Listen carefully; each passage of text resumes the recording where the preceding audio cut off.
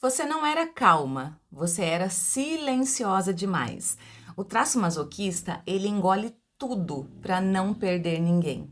Mas quem tem que quebrar você para ficar já foi embora faz tempo. E quando você entende os seus traços, você aprende a falar antes de transbordar. Quem tem o traço masoquista sofre muito porque carrega um peso não somente emocional, mas um peso de atitudes, um peso de ações muito grande. E uma hora você vai explodir. Então, se você quer se entender melhor, se você quer entender por que você pensa, sente e age de determinada forma, faça uma análise corporal. Ela vai te ajudar muito a entender os seus padrões e parar de repeti-los. O link está na bio.